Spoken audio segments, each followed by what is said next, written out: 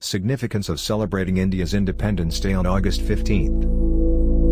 In 1757 the British rule began, preceded by the victory of the East India Company at the Battle of Plassey and acquired control over the country. On August 15, 2021 India will be celebrating its 75th Independence Day as the tricolor will be unfurled from the Red Fort by Prime Minister Narendra Modi. Every year India celebrates this day with pride as on this auspicious day India got freedom from the colonial rule of the British. The Indian Independence Bill was introduced in the British House of Commons on July 4, 1947, and passed within a fortnight. It provided for the end of the British rule in India, on August 15, 1947, and India became a free nation with the bifurcation of India and Pakistan. But do you really know why India celebrate their independence from the British Raj on August 15 and why their forefathers chose this day as the country's Independence Day? Initially, January 26 was picked as Independence Day, which was later changed to August 15. The British Parliament gave a mandate to the last Viceroy of India Lord Mountbatten to transfer the power by June 30, 1948. However, Lord Mountbatten chose to leave India a year before the due date. The obvious question arises is why he chose to do so? In the words of C. Rajagopalakar, the British were losing their grip over India, and if they waited for another year then there would be no power left to transfer.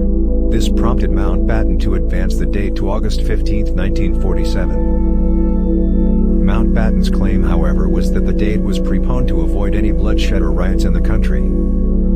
However, he was proven wrong as India's independence was followed by a partition which led to one of the worst exoduses in history with plenty of bloodshed and loss of life and property.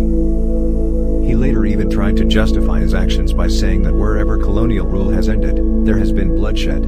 That is the price a country pays for getting freedom.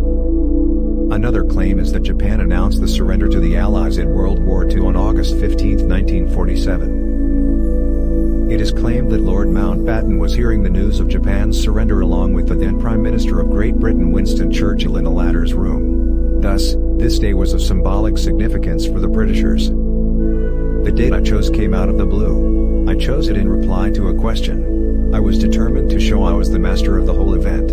When they asked had we set a date, I knew it had to be soon. I hadn't worked it out exactly then. I thought it had to be about August or September, and I then went out to the 15th of August.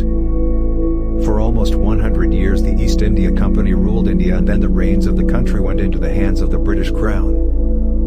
By 1948, as the Great Migration drew to a close, more than 15 million people had been uprooted, and between 1 and 2 million were dead. The comparison with the death camps is not so far-fetched as it may seem. Partition is central to modern identity in the Indian subcontinent, as the Holocaust is to identity among Jews, branded painfully onto the regional consciousness by memories of almost unimaginable violence. India and Pakistan, two of the biggest South Asian nations, started their economic journey around the same time after gaining independence. Not many know that there was a point in the 1960s when Pakistan's per capita GDP used to be higher than that of India's. However, over the years, India has not only surpassed Pakistan's per capita GDP but taken a commanding lead on almost every economic front. Pakistan today is facing global criticism for failing to rein in homegrown terror groups even as it grapples with an ailing economy and mounting global debt. India, on the other hand, has become a global frontrunner which recently surpassed the UK to become the 5th largest economy in the world.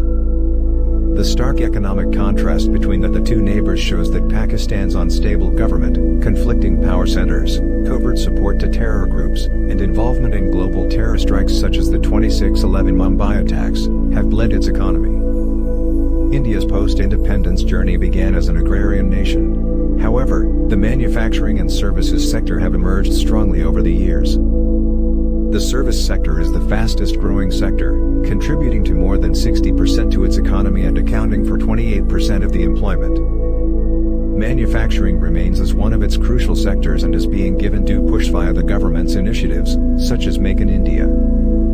Currently Pakistan is in Grey List of Financial Action Task Force, FATF, for money laundering and terrorism,